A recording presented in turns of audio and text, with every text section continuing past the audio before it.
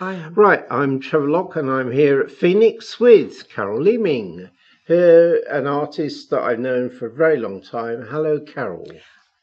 Hello, Trevor, and I'm now Dr. Carol Leeming. Of course, Dr. Carol Leeming, I should have said. It's okay. I'm going to kick off straight away. This podcast is for Music in Leicester magazine. Carol, how does Leicester compare with other places for music? Well, I think we have to benchmark ourselves with Nottingham and Derby. And having lost the Abbey Park festival that we used to have, and Simon Says, and all these sort of local large events where local bands and musicians really, really showcase their talents. Nottingham still has splendour, and I'm not sure about Derby, but I think we're sort of second to Nottingham in that respect. But also in terms of, there are smaller events, there's Brewbeat, but there's also the huge event that Too Funky Arts does every year, which is Music of Black Origin, which is over a whole weekend or sometimes over a week, where local artists are able to showcase, and they sometimes bring out of Leicester. So I think what I'm getting at, and from my experience of visiting places like Nottingham, is that there is a much more broader, diverse music offer in Nottingham, and that they still have flagship festivals, which invigorates the local music scene and gives opportunities. We don't quite have that here. We don't have a flagship. We have a number of smaller little things that happen in the city centre with very small stages that local bands and artists might get access to. But other than that, post-COVID and in these economic times, and I would also add the way our nightlife economy and the city centre and the way venues close and the way existing venues are not really fully supported by the local authority or anyone else for that matter, neither from national government, we've taken some big hits in Leicester. So I think things are not that great in that respect. So I've been working on what we now call Music in Leicester magazine for around about 20 years. So looking back over the past 20 years, I know you've been active in that period of time. What aspects of Leicester's music do you think have been the best over that period of time? Well, I would say the work that Too Funky Arts does, not just in terms of showcasing and providing opportunities for local artists, which includes bands, rappers, singers, and a range of genres. I would also highlight, obviously, HQ, is it? HQ Familia, which is a label, which is also a studio, but they get involved in Brewbeat, and they're developing artists. And in fact, Too Funky Arts are developing artists through Project Live and Still Our Rise, lots of different means. But the difference is that Too Funky Arts has a venue, so they can put artists on. So if I think about venues that are still going and putting on music, I'm thinking now of the Sound House, probably still doing music. Yep. There's probably Big Difference, which is a smaller venue. Yep. There's still going to be Firebug, I believe, putting on Duffy's bands. Bar, because those two kind of work together. Duffy's Bar. But there has been a shrinking in terms of music venues. And another thing I'd like to highlight is there's a shrinking of like open music nights for people. So, because that's often a feeder, people meet, network, people go on the open mic, maybe people form bands together. And that's a shrinking, but they're the main venues. What I would say is a loss is that in the past, Leicester City Council would book more bands. And of course, the other one I've missed out on, which is a showcase platform, is the Riverside Festival. That's the only that's the only sort of annual thing that I think the local authority, with partners like Too Funky or Eva FM or HQ, will program bands, but it's getting harder for people outside of those networks to be able to get a chance to play. Whereas I think with the Abbey Park Festival and Simon Says, it was more of an open call. Let's move on to another subject, because we both know a lot about the history of music here in Leicester. In fact, I've been writing a book on that subject. But one aspect that I think you would know a great deal about is the role played by what I would call black artists over the years and still today. Can you talk to me a little bit about what you think black artists, musicians, singers, rappers have contributed to the musical life of Leicester? Well, I think there's a significant contribution. If you have had access, which is online, to the film Moving in the Shadows, you will see a high point of Leicester's music scene, and within that you will see someone like Romeo Challenger in Black Widow, who is a drummer who prior to his Shwaddy Waddy days, and as we know, Shwaddy Waddy was humongous. But there was also another band whose name escapes me, who were on top of the pops during the 60s. And of course, the 60s was a very fertile period, and the 70s. But as we come into more recent times, there is the Spectrum video, which is a great resource, which is on YouTube, which was produced by Too Funky Arts, which interviews some of the leading lights in terms of black artists and musicians in this city. I think what's been contributed has come from, obviously reggae sound systems, because I started in a reggae sound system. I was on a mic. I was, an MC toasted on a mic. That was long before I started singing. So I think the whole contribution of the Windrush generation and reggae sound systems is something that's really important.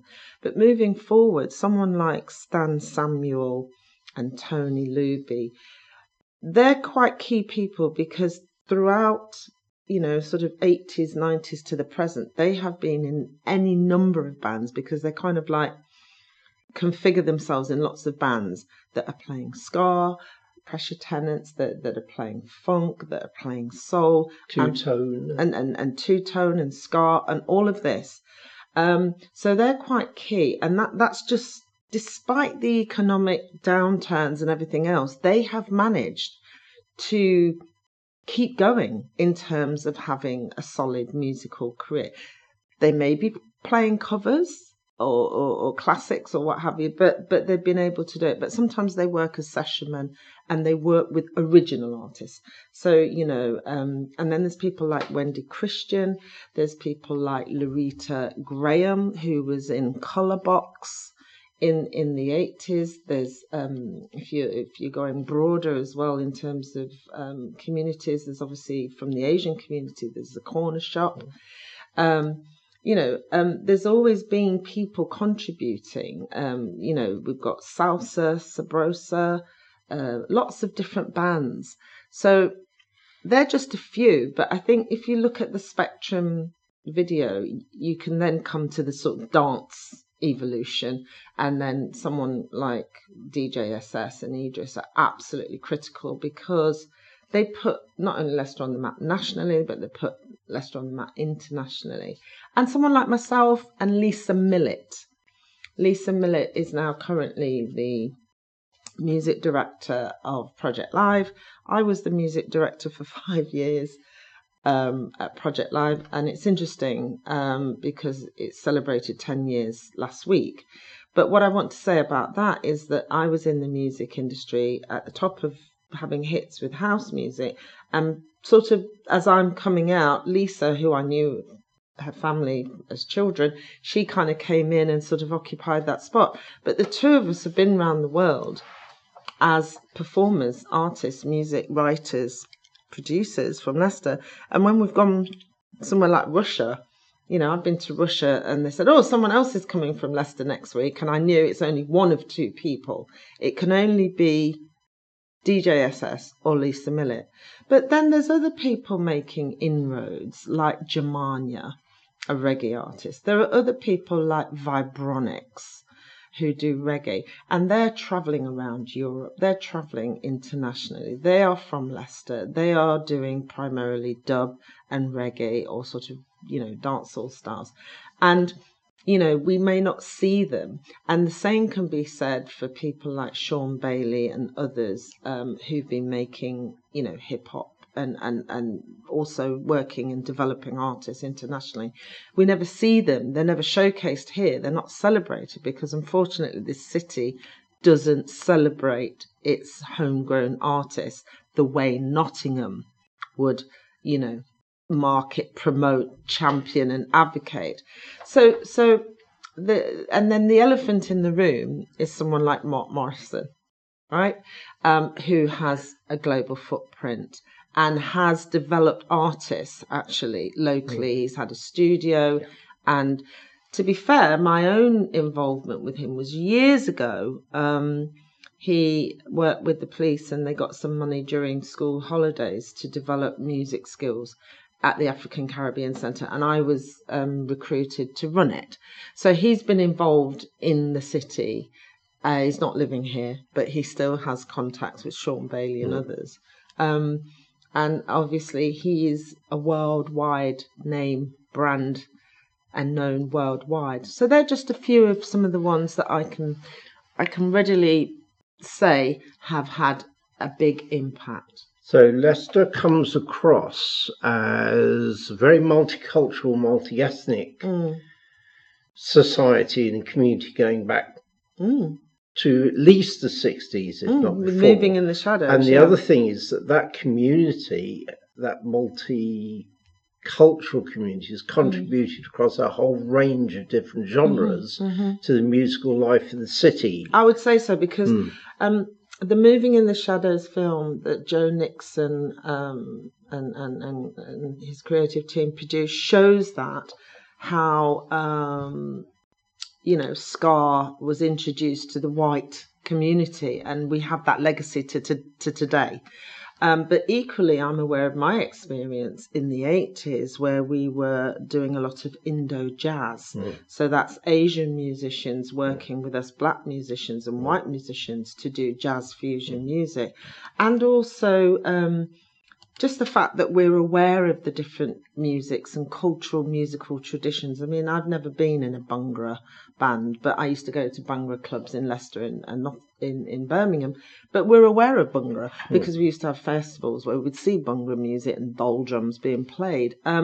So yes, I would say that's a strength. But where I was highlighting is that we hide our light under a bushel, and that our culturally diverse musicians have been pioneers, innovators, leaders, both nationally, internationally and regionally. But we do not celebrate that. Whereas I think if it was in Derby or Nottingham, definitely Nottingham, everybody would know who are the pioneers, who are the innovators in their city. They would know their names. In the same way Paul Smith is known as a designer in Nottingham, we don't celebrate DJSS enough. So what I'm hearing from you, Carol, yes, is that not only did black artists and black music make a very considerable contribution to the development of Leicester's sounds, but nationally it went globally. Further than that. Nationally, and Leicester globally made a contribution to music much more widely. Yeah, I mean, but that's never really been recognised. No, has it? It's not been recognised. It's not been recognised nationally enough, and certainly not locally and regionally. So the three examples I want to give on that is DJSS. If you look at Spectrum and then you look at the whole development of 5HQ Records, from jungle drum and bass to massive rave clubs, the whole cultural thing, to him now playing everywhere from the Far East, Australia to Russia. He's still massive globally. Now, that's not fully acknowledged because everything's London-centric, even nationally. But you cannot take away the fact that there's people who are now Generation X in their 30s who moved here to study, who are now fathers and mothers. They came here because DJSS was from here.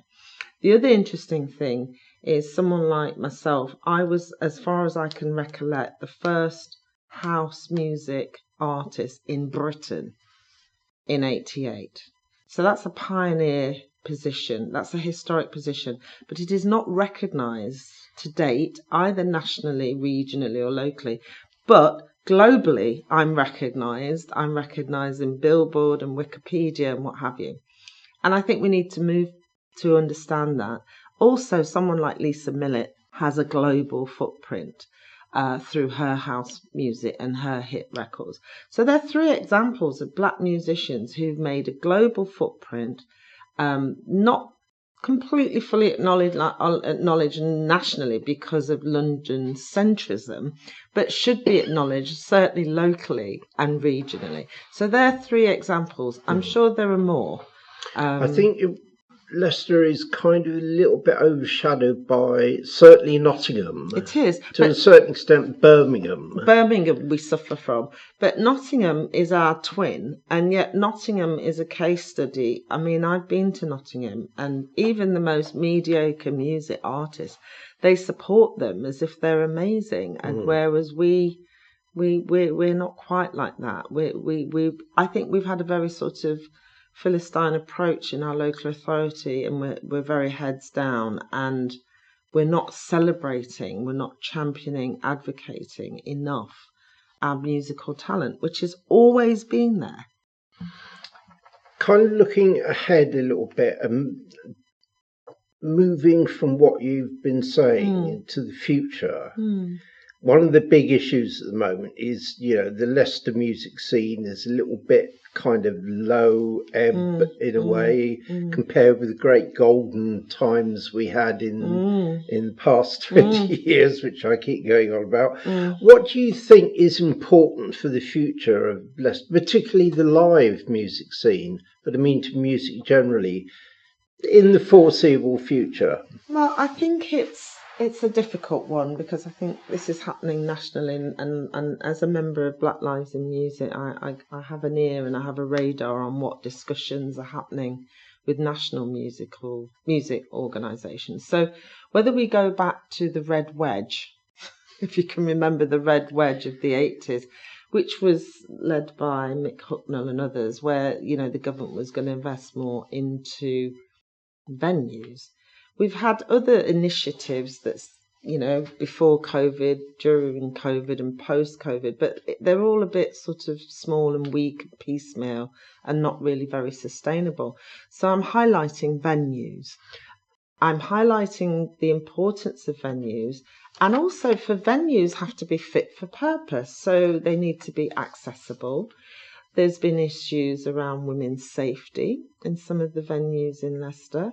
They have to be safe, but they also have to, this is key, and this is what is the success, I think, of Too Funky Music Cafe, is that they need to have a decent PA and some lighting, no matter how small, within the venue. That's the venue.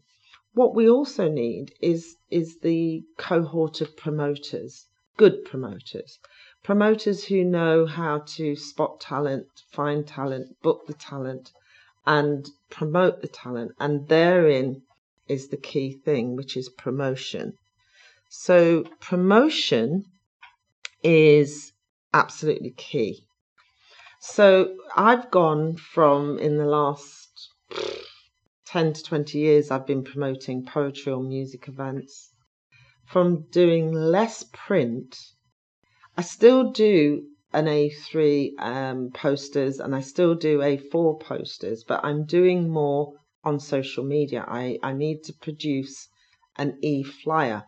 Now, nowadays, we move even further. You should also do a short video clip on your social media talking up an event, or having artists talk about their anticipation of the event. So social media has taken on a really important part. But I want to move completely from that. Our town centre is not conducive as a town centre. It's almost like you need a town centre that's kind of vibrant, and with vibrant, for venues to be vibrant and to encourage people to come out, you need a kind of more, and our city centre has kind of really become something of, I'm going to say it, bit of a ghost town on some nights. That's not new though, is it? That's been going on for some time. That's been up and down, but it's really bad now. But you can go into town in the week and see trenches of students going into bars or Mosquito Coast or Mozzie Coast as it's called. But what we're not having, which we had 10, 20 years ago, they're not going to gigs, and that's an issue in terms of the offer, the types of music, because I think we learnt in COVID that live music was important, that live music was important for people's health and well-being, that we needed to support live music and venues. But in terms of the punters, we need to make it more attractive for punters to come out. Transport, I've been to discussions about how do you have a flourishing, creative, cultural city. Well, we need to look at places like Berlin. If you have more of a 24-hour city, and if you have better and cheaper transport, that helps. But in terms of there's licensing as well. So if everything just always shuts at 2, but if you've got a license till 2 o'clock rather than 11, you could put on more bands. One of the ways that bands in other cities have worked is that they have worked together to do double or triple or quarter, 4 bands on a night working together. The other aspect about live music, I hope is going to come back more when you're talking about the future, is my son is an executive at HMV. He's responsible for all the shops, naturally, and they're still selling lots of vinyl. And they're selling vinyl to Gen Zs and millennials on these little players. And there are Gen Z and millennials appreciating vinyl and liner notes and artwork of these formats. And there is more and more talk about the poorer quality of streamed music amongst Generation Z and millennials, and that when they hear vinyl, analog music, it's a revelation to them as to the quality of the sound. So I'm hopeful about that development. Also, we do have a vinyl press in Leicestershire, in Wigston. So that's good.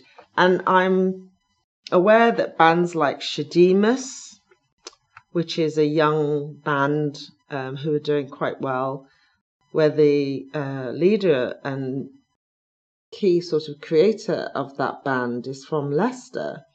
And they've played Leicester a couple of times quite well. They produce fanzines, they produce artwork. They're very savvy with how they're working. But they produce vinyl. And more of these Generation Z and millennials are producing, vinyl, because it becomes a cherished, exclusive, unique item. There's the other discussion that's going on about the future as well, which is with streamed music, people are being aware. I'm going to be a bit political now, but something like Spotify, which gives you point of 10p. You can't really make money, but all the money's being made by the owner and the executives. People are starting to move from that into other platforms where there's better remuneration for the artist. But I suppose what I'm getting at is I'm hoping that the fact, and it is a fact, that during the summer months, masses of young people go to festivals and experience live music, and what's not happening is a follow-through in their local city like Leicester.